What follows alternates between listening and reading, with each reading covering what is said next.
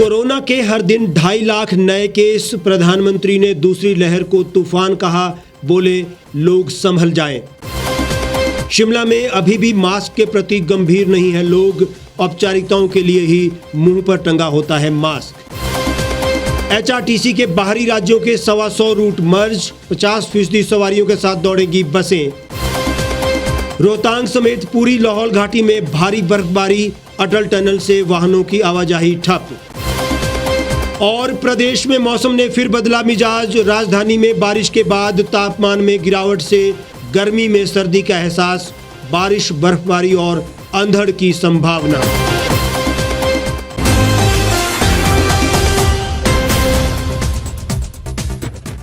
नमस्कार, स्वागत है आपका the reap times news channel में।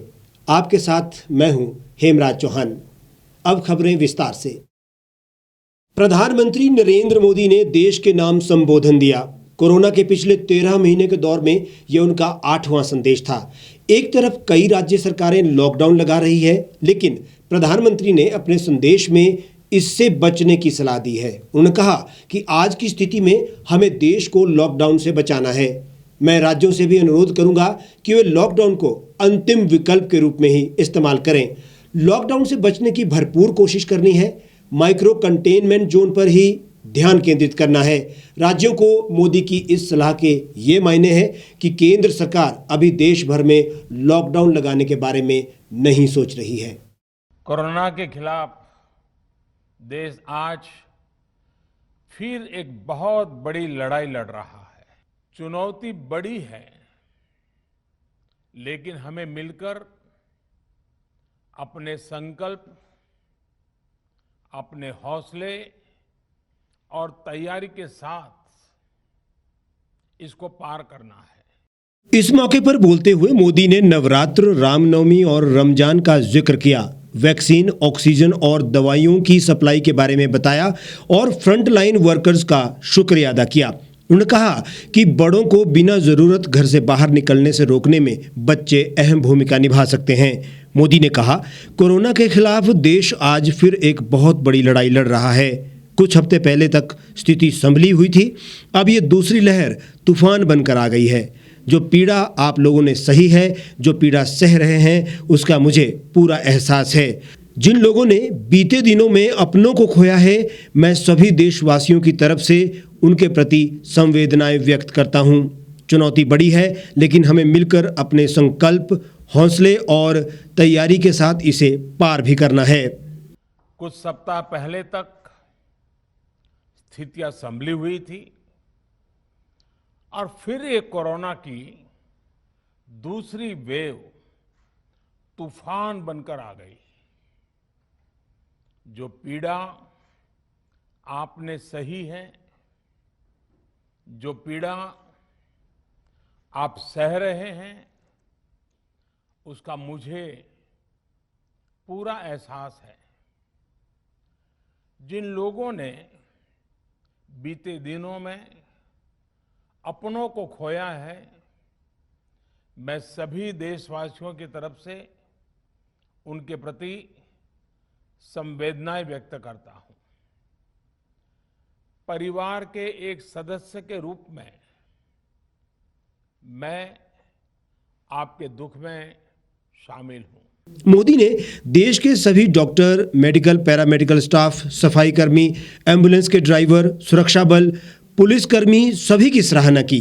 उन्होंने इन सभी को कोरोना की पहली लहर में भी अपना जीवन दांव पर लगाने वाला कहा।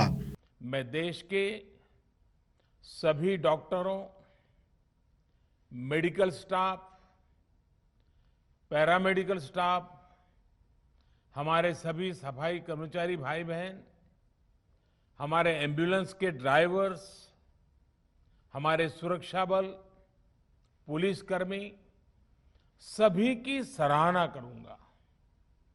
आपने कोरोना की पहली वेव में भी अपना जीवन दांव पर लगाकर लोगों को बचाया था। आज आप फिर इस संकट में अपने परिवार, अपने सुख, अपनी चिंता छोड़कर दूसरों का जीवन बचाने में दिन रात जुटे हुए हैं। मोदी ने यह भी कहा कि वैक्सीनेशन को 18 साल से ज्यादा उम्र के लोगों के लिए ओपन करने से शहरी वर्कफोर्स को तेजी से वैक्सीन मिलेगी, श्रमिकों को भी तेजी से टीके मिलेंगे। उन्होंने ये भी कहा कि मेरा राज्य प्रशासन से आग्रह है कि वो श्रमिकों का भरोसा जगाए रखे, उनसे आग्रह करें कि वे जहां हैं वहीं रहे। राज्यों का ये भरोसा उनकी बहुत मदद करेगा कि वे जिस शहर में हैं वहीं पर अगले कुछ दिनों में उनको वैक्सीन भी लगेगी और उनका काम भी बंद नहीं होगा। उन्होंने कहा कि भारत में 2 मेड इन इंडिया वैक्सीन के साथ दुनिया का सबसे बड़ा टीकाकरण शुरू किया गया। गति के साथ ही इस बात पर जोर दिया गया कि ज्यादा से ज्यादा क्षेत्रों तक और जरूरतमंद लोगों तक वैक्सीन पहुंचे।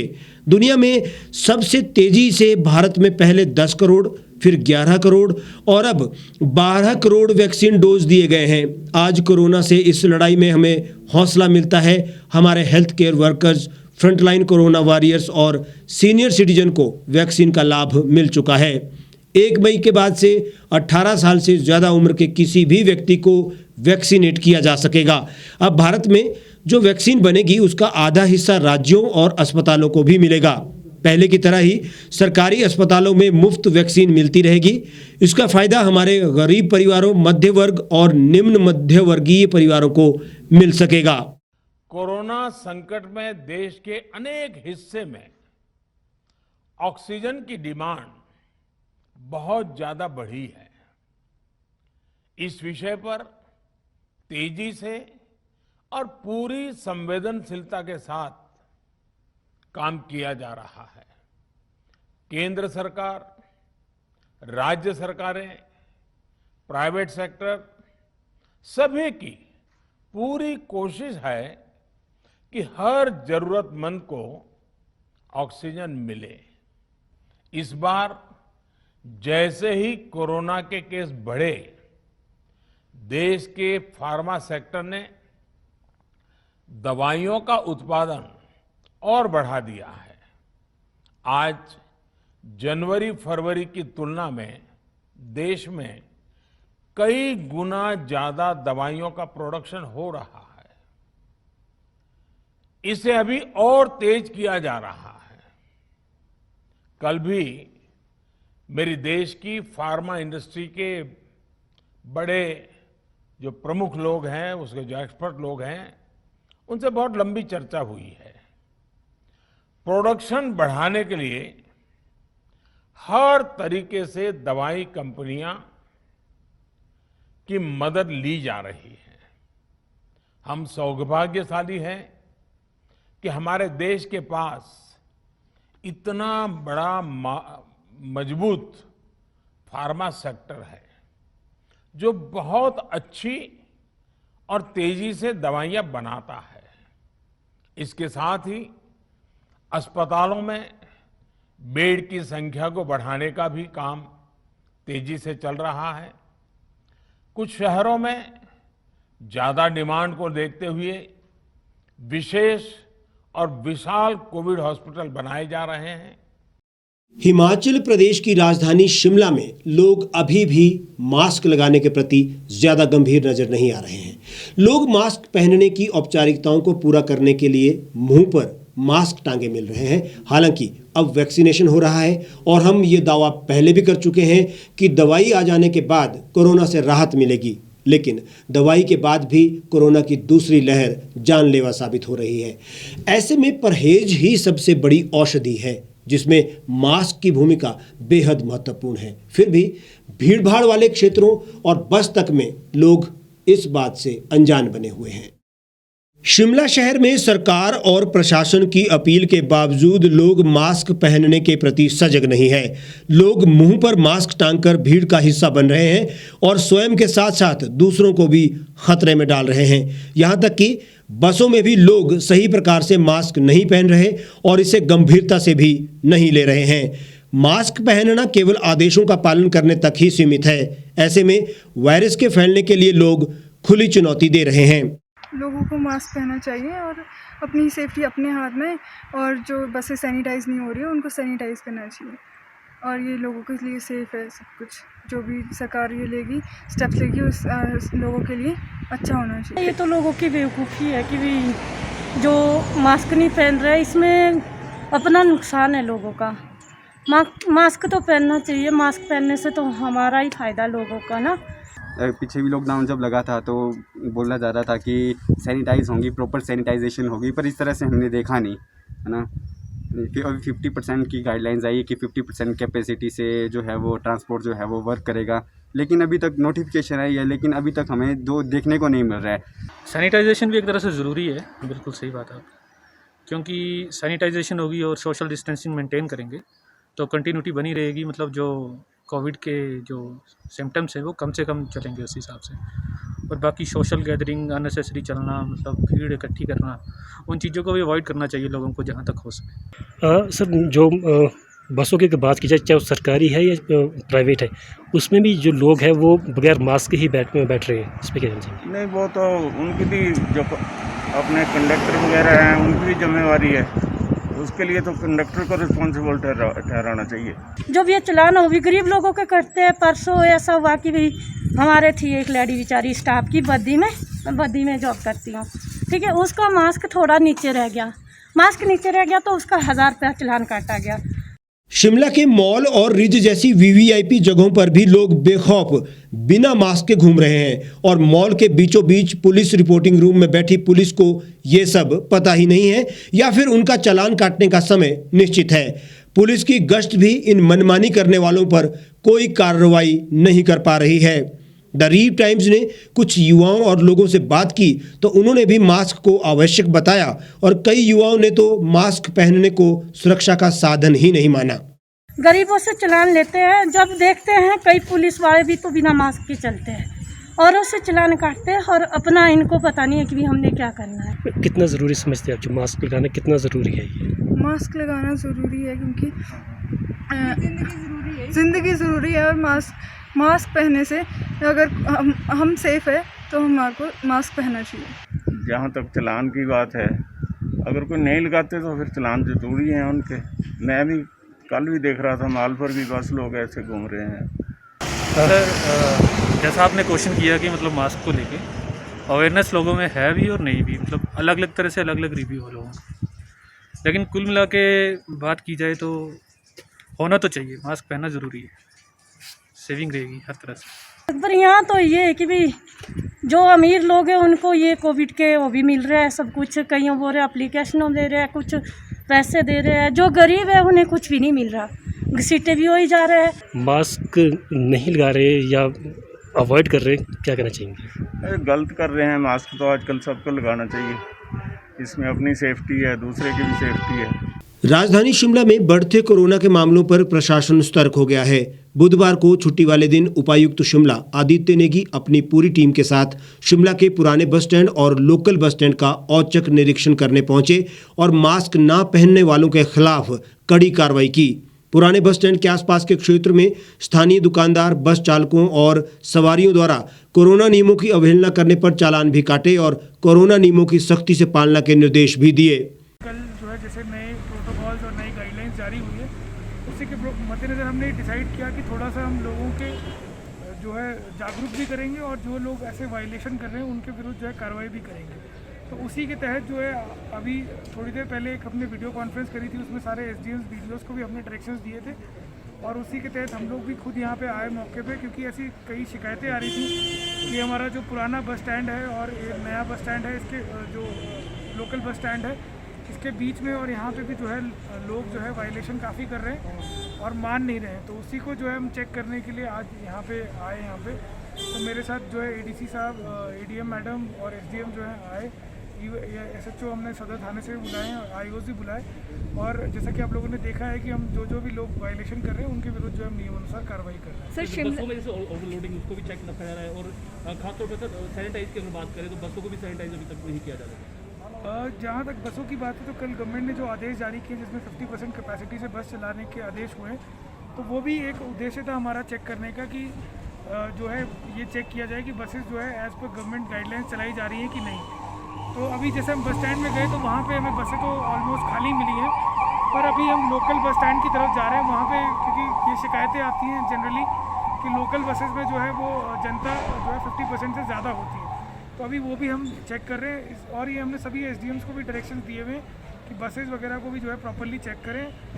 जहाँ तक सैनिटाइजेशन का विषय है तो उसमें जो हमने RTO साहब को और RM साहब को ऑलरेडी बोला हुआ है कि बसेस को जो है टाइम टू टाइम सैनिटाइज करवाएं। डीसी शिमला आदित्य नेगी ने बताया कि शिमला में कोरोना के मामले लगातार बढ़ते जा रहे हैं, जिसके चलते प्रशासन ने कोरोना नियमों को सख्ती से पालना करने के निर्देश दिए हैं, जिनमें कई लोग सरकार के नियमों की अवहेलना कर रहे हैं, जिन पर कड़ी कार्रवाई की जा रही है। उन्होंने कहा कि उन्हें शिकायत मिली थी कि पुराना बस स्टैंड और लोकल बस स्टैंड के आसपास दुकानदार और स्थानीय लोग सही तरीके से ना तो मास्क पहन रहे हैं और ना ही सामाजिक दूरी की पालना कर रहे हैं, जिसके चलते प्रशासन ने औचक निरीक्षण किया है और जिसमें लोगों को हिदायत दी गई है कि कोरोना महामारी से बचने के लिए सरकार के निर्देशों की पालना करें ताकि वायरस की चेन को तोड़ा जा सके। उन्होंने बताया कि कई जगहों से शिकायतें मिलने के बाद ही ये कार्रवाई हुई है। उन्होंने बसों को सैनिटाइज करने और सवारियों को लेकर जारी SOP पर कड़ाई से पालन करने के आदेश भी दिए हैं। देर शाम को जो है नई गाइडलाइंस निकाली हैं, उसके तहत जो है शनिवार और रविवार को सारे बाज़ार बंद रहेंगे एक्सेप्ट जो एसेंशियल आइटम्स में डील कर रहे हैं, जैसे जो ये ग्रोसरीज़ है या केमिस्ट है, और ढाबे और रेस्टोरेंट को छोड़ और होटल्स को छोड़ के बाकी सारी दुकानें शनिवार और रविवार को बंद रहेंगी। सर टाइमिंग को लेकर कुछ टाइमिंग में भी जो कमी की जा सकती है इस तरह से जो है, क्योंकि DM को पूरी पावर दी गई है। जी, ये अभी जो है इस पर हम विचार कर रहे हैं। अगर केसेस में कोई कमी नहीं आती है और उसमें ऐसा प्रतीत होता है कि बाज़ारों का उसमें बहुत बड़ा योगदान है तो डेफिनेटली जो है टाइमिंग पे भी रिस्ट्रिक्शन लगाई जा सकती है। तो सर टूरिस्ट सीजन चल रहा है तो क्या होटल वालों को निर्देश दिए गए हैं, कुछ विशेष निर्देश दिए गए हैं खासकर RT-PCR रिपोर्ट को लेकर? होटल वालों को ये निर्देश दिए गए हैं कि जो भी गेस्ट आते हैं उनके पास मतलब जो 7 हाई केस लोड सिटीज़ हैं वहाँ से जो गेस्ट आते हैं उनकी जो है नेगेटिव RT-PCR रिपोर्ट होनी चाहिए। और उसके अलावा होटल वालों को ये भी निर्देश दिए गए हैं कि वो लोग जो भी टूरिस्ट आते हैं उनको थोड़ा जागरूक करें, उनको ये अवेयर करें कि वो कोविड अप्रोप्रिएट बिहेवियर जो है वो हमेशा फॉलो करें, यानी कि मास्क लगा के रखें, हमेशा भीड़ भाड़ में जाने से बचें और जो है अपने आप हाथों को जो है फ्रीक्वेंटली सैनिटाइज करें। तो ये डायरेक्शन ऑलरेडी हमने होटल एसोसिएशंस को थ्रू DTDO दिए हैं और उसके अलावा हमने DTDO को ये भी निर्देश दिए हैं कि वो होटल्स और इन जो उनके जुरिसडिक्शन में जो आते हैं टूरिज्म यूनिट्स उनको चेक करें टाइम टू टाइम और कहीं कोई वायलेशन होती है तो उनके विरुद्ध जो है नियमानुसार कार्रवाई करें। अब यहाँ ये देखना जरूरी है कि क्या सरकार के आदेश केवल दिखावे के लिए है? क्या पुलिस के चालान काटने का समय उस समय नहीं है जब बेखौफ बिना मास्क सैलानी या फिर स्थानीय लोग घूम रहे हों? यहाँ ये कहना गलत ना होगा कि हर बात को सरकार पर नहीं छोड़ा जा सकता है। नागरिकों को भी ये समझने की जरूरत रहेगी कि जीवन से बड़ा कुछ भी नहीं है। हिमाचल पथ परिवहन निगम ने बाहरी राज्यों के करीब 125 रूट मर्ज कर दिए हैं। प्रदेश सरकार ने मंगलवार को 50% सवारियों की ऑक्यूपेंसी के साथ बसें चलाने का फैसला लिया है। मंडलीय प्रबंधक को निर्देश दिए गए हैं कि वे सवारियों की ऑक्यूपेंसी के हिसाब से ही बाहरी राज्यों के लिए बसें भेजें। खाली बसें नहीं दौड़ाई जाएंगी। प्रदेश में भी 50% ऑक्यूपेंसी के साथ ही अब बसें चलेंगी। कर्फ्यू वाले राज्यों में बस टिकट कर्फ्यू पास माना जाएगा। इसको लेकर अधिकारियों ने दिल्ली सरकार के साथ बात की है। परिवहन निगम बाहरी राज्यों के लिए 250 रूटों पर बसें चला रहा है। ये सभी रूट फायदे वाले हैं। शिमला, धर्मशाला, रिकांगपिओ से दिल्ली जाने वाली बसें 100% ऑक्यूपेंसी के साथ दौड़ रही थी, लेकिन अब रूट मर्ज किए जाने से परिवहन निगम की कमाई में भी गिरावट आएगी।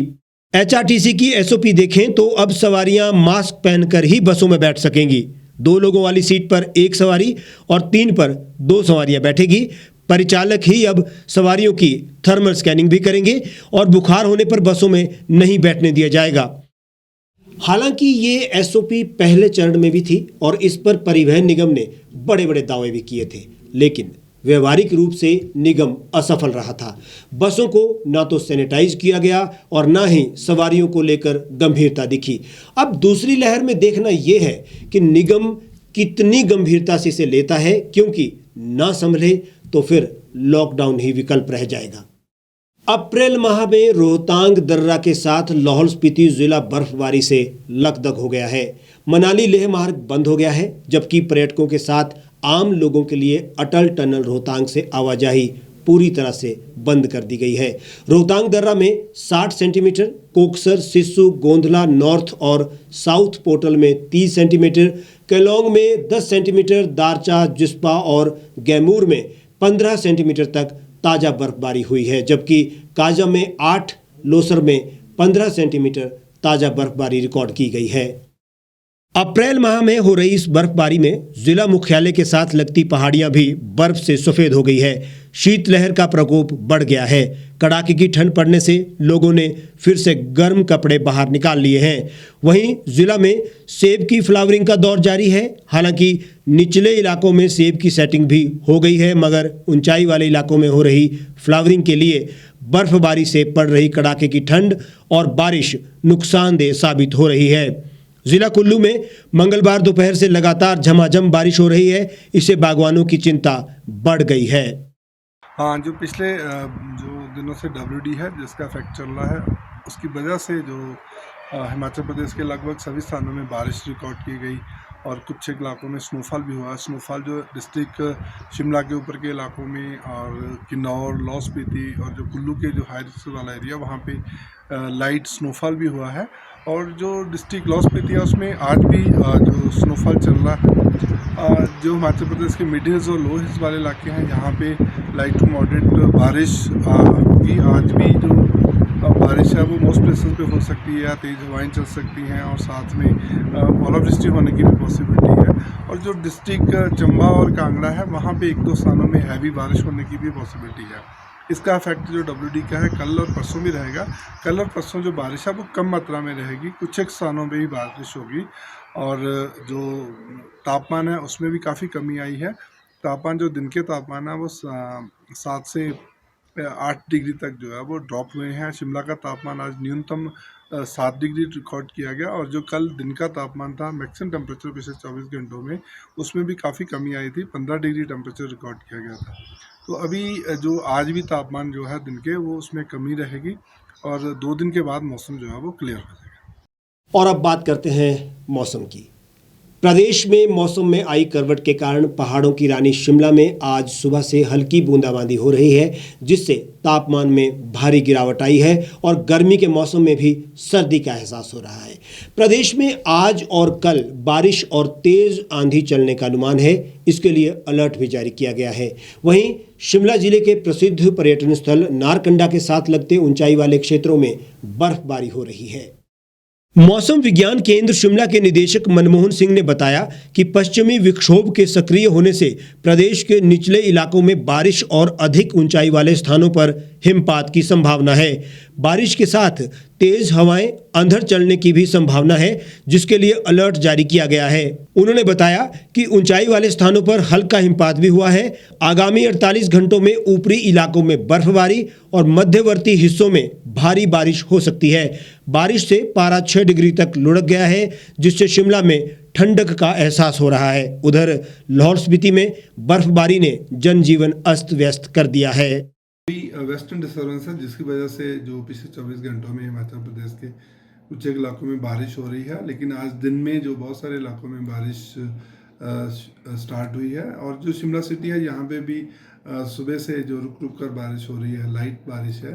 तो जो WD का इफेक्ट है ये 2 दिन रहेगा ज़्यादा, आज और कल, लेकिन उसके बाद भी 22 और 23 तारीख को भी रहेगा, लेकिन थोड़ा इसका इफेक्ट है वो कम हो जाएगा। लेकिन आज और कल मीन 20 और 21 तारीख को जो इसका इफेक्ट है वो ज़्यादा रहेगा। हिमाचल प्रदेश के जो बहुत सारे इलाके हैं हमें मोस्ट प्लेसेस पे बारिश हो सकती है। ऊपर के इलाकों में स्नोफॉल होने की भी पॉसिबिलिटी है। स्नोफॉल जो हिमाचल प्रदेश के ऊपरी इलाके हैं जिसमें लाहौल स्पीति का इलाका है, किन्नौर के इलाके हैं, कुल्लू के इलाके हैं और साथ में जो चंबा के हाई रिचेस वाला एरिया, इवन जो डिस्ट्रिक्ट शिमला के जो हाई रिचेस वाला एरिया है यहाँ पे भी जो स्नोफॉल होने की पॉसिबिलिटी है। आज दिन में भी जो खड़ा पत्थर का एरिया था वहाँ पे जो हल्की जो स्नोफॉल हुई है दिन में भी, तो आने वाले जो 48 घंटे हैं इसमें जो प्रोबेबिलिटी जो बनी रहेगी। और जो हिमाचल प्रदेश के मिड हिल्स और लो हिल्स वाले इलाके हैं यहाँ पे कुछ एक जगह पे तेज हवाओं के साथ थंडर एक्टिविटी हो सकती है और साथ में ओलावृष्टि होने की भी पॉसिबिलिटी है। इसके लिए वार्निंग भी इशू की गई है। वार्निंग जो आज और कल के लिए है, कल को कुछ एक जगह पे हैवी बारिश होने की भी पॉसिबिलिटी है। हैवी बारिश जो वो डिस्ट्रिक्ट मंडी, कांगड़ा और साथ में जो इलाके कुल्लू के लगते हैं और जो हमीरपुर और बिलासपुर का इलाका है, यहाँ पर भी एक दो स्थानों पे जो हैवी बारिश होने की प्रोबेबिलिटी बनी रहेगी। फुल अभी जैसे कि पिछले जो दिन से क्लाउडीनेस है और जो बारिश भी हो रही है और कुछ जगह पे हल्की हिमपात भी हुआ, उसकी वजह से तापमान में आज काफ़ी गिरावट दर्ज की गई। शिमला का ही तापमान आज 16 डिग्री रिकॉर्ड किया गया, जो कि कल 22 डिग्री था, तो उसमें भी आज 6 डिग्री तापमान में गिरावट आई है। अगर हम पिछले 24 घंटों के साथ कंपेयर करें तो आज जो दिन के तापमान है ओवरऑल जो 5 से 7 डिग्री ड्रॉप हुआ है, लेकिन कुछ एक जगह पे 8 से 10 डिग्री तक भी तापमान में गिरावट दर्ज की गई। हमारे आज के इस बुलेटिन में फिलहाल इतना ही। आप तमाम खबरों के लिए हमारे साथ बने रहिए और देखते रहिए द रीप टाइम्स।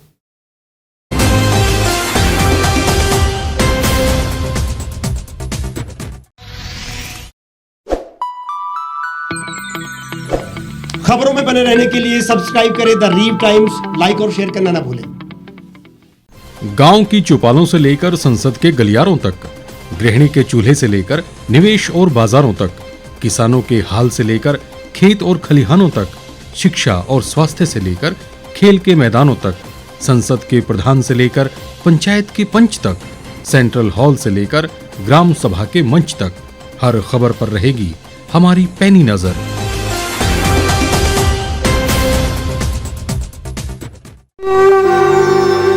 भारतवर्ष, जिसे आप दशकों से सुनते आए हैं कि सोने की चिड़िया थी, इसके पंख पहले मुगलों ने कुतरे, फिर अंग्रेजों ने, और आज राजनीतिक प्राणी कोई कोर कसर नहीं छोड़ रहे। आज भी लगभग 25 करोड़ लोग रात को भूखे सोते हैं। करीब 2 करोड़ लोगों के पास घर नहीं है। भ्रष्टाचार में हमारा 176 देशों में 80 नंबर आता है। औसतन 100 महिलाओं के साथ हर दिन ज्यादतियां होती है और ना जाने क्या क्या। देश की संसद से कुछ ही दूरी पर चादर लपेटे सैकड़ों लोग सुबह नील गगन के नीचे सोए हुए मिलते हैं। क्या आप एक ऐसे भारत की परिकल्पना नहीं करना चाहेंगे जहां कुछ ऐसा किया जाए कि 1 वर्ष के भीतर देश में कोई भिखारी या लाचार भी आश्रयहीन न रहे? लोगों को सभी सरकारी सेवाएं घर द्वार पर ही प्रदान की जाएं, ताकि दफ्तर या कर्मचारी के चक्कर ना काटने पड़े। भ्रष्टाचार जड़ से समाप्त हो जाएगा। सेवा प्रदाताओं की पब्लिक रेटिंग यानी जनाकलन और तकनीक द्वारा अपराधों का शून्यकरण किया जाए।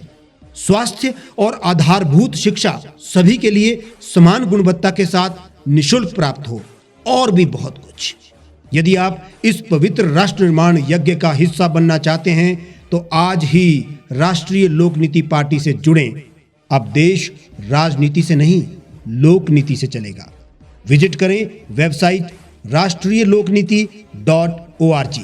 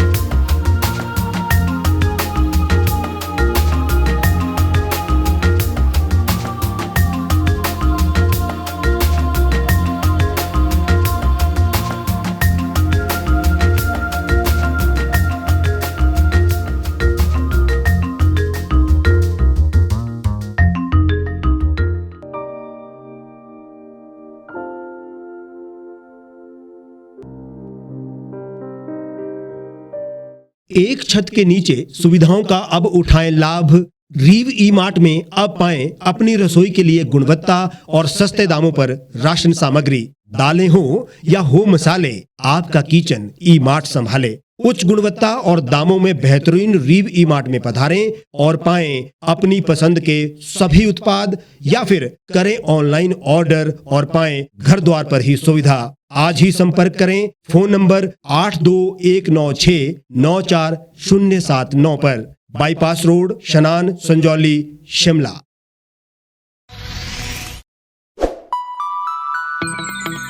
लेटेस्ट खबरों के लिए यूं ही देखते रहिए द रीव टाइम्स। लाइक, शेयर और सब्सक्राइब करना ना भूलें।